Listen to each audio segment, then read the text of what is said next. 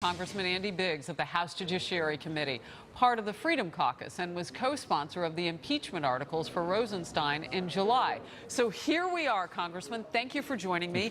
Now talking about these impeachment proceedings potentially against Rosenstein. Has it changed any? Do you think it will happen? Well, it's definitely changed. I mean, what we're talking about here is effectively a coup attempt, if you want to think about it. And he's saying, well, you know, it was a joke. You know, if it happened at all, it was just a joke. I was just kidding around.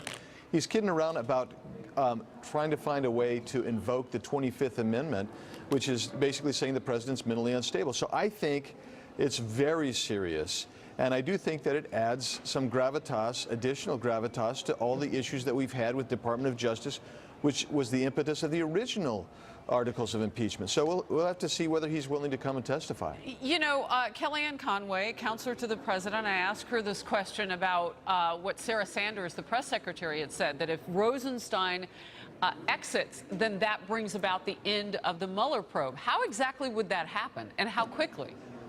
Well, I'm not sure that it's exactly the linchpin that pulls the plug on the Mueller probe, but what it does is Rosenstein was the guy that has basically been overseeing Mr. Mueller, and he hasn't done a great job of that, and that's been part of the problem with the original impeachment. So if he goes, the question is who then supervises Mr. Mueller, and that person will make the decision, I suppose, whether this continues. Can you talk to me about how much at play Rosenstein has in terms of conflicts of interest? Per our reporting here at Fox News, there were some alleged conflicts where he might be called to testify on how James Comey was fired, so on and so forth.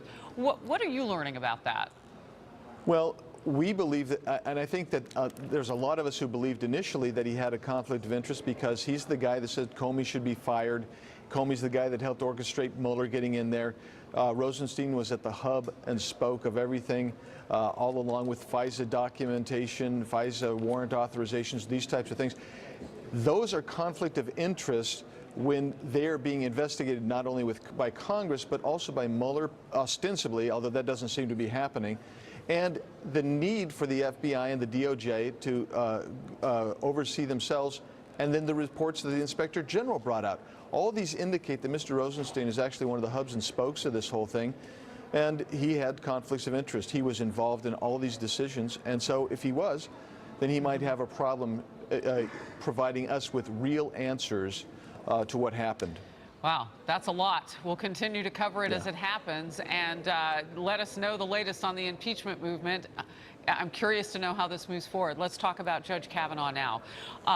You know, you had the interview with our own Martha McCallum last night with the judge and his wife by his side.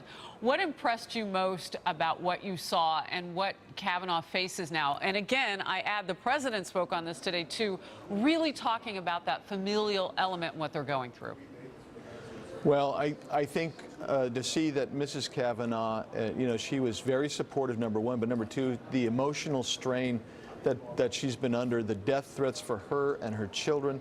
And all along, you've got a guy who steadfastly said, none of this happened. And I was very impressed with his steadfastness, his unwavering, his unequivocal denial. I was very impressed with that. But, you know, Harris, this gets back to the overall thing that I've said here is, in the milieu that we're in, I don't think this is ultimately about Kavanaugh in any way, shape, or form. I think the left wants Roe v. Wade to remain law. They don't want Donald Trump to have success. Congressman Biggs, would you allow me to say what we're seeing on the left side of the screen? So now you are with me, Congressman, for breaking news at the United Nations. You know the president spoke earlier at the General Assembly. You know he spoke again side by side with the president of Colombia and was asked about Judge Kavanaugh, which is what you, Congressman, and I are talking about now. And now he is entering a working lunch, and you see several nations' representatives there. The president with some very strong words today about what needs to happen to keep Iran in particular from becoming nuclear. And now you're alongside for a different kind of breaking news. We understand the president is going to make some remarks too. But I just want to invite you, Congressman, to maybe speak to what we see on the screen here with the president at the United Nations. Well, I want to say that I've been impressed with what President Trump has done today. And and what he's doing right now. But I think he's demonstrating two things. Number one, that he is a world leader with significant gravitas, but moreover, that he is an American leader with his discussion of American sovereignty and what we are as a nation, and then our role in the world. I think that is critical. I am grateful. I am pleased to say he's our standard bearer of this nation. You know, he was asked whether or not he and the Iranian president would sit down. He said, well, I'm certain he's an absolutely lovely man. But at this point, we're working out some other things. You know, the president has not minced words. And I mentioned just moments ago, we are expecting that he may make some remarks here. So we may have to pull away and watch that live from the president. But I want to get your thoughts on just the tone that he takes. Well, he's changed the very tone of America. This is why we're respected again in the world. He's taken a tough stance. He's basically said, you know, I'm an American first guy, and America has a role in the world, but I'm going to take care of American interests.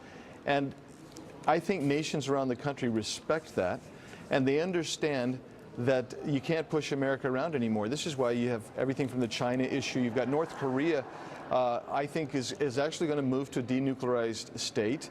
You've got Iran not quite sure what they should do. You've got our dealings with Russia. I mean, this is a dangerous world, but you have a leader who's saying America's going to stand strong and be the leader in the world. And that is something we really haven't had, this business of we're going to talk around and there's really no nations, there's no boundaries, no borders, no sovereignty anymore. That is passé now. And we're going back to this notion of sovereignty and strength, and that's where we need to be as a country. Congressman Andy Biggs of the great state of Arizona. I was just there for a town hall on immigration last Sunday. It is a pleasure to have you on the program. Thank you so very much, and thanks for sticking with me through this portion of our breaking news coverage. Thanks, Harris. Have a good one.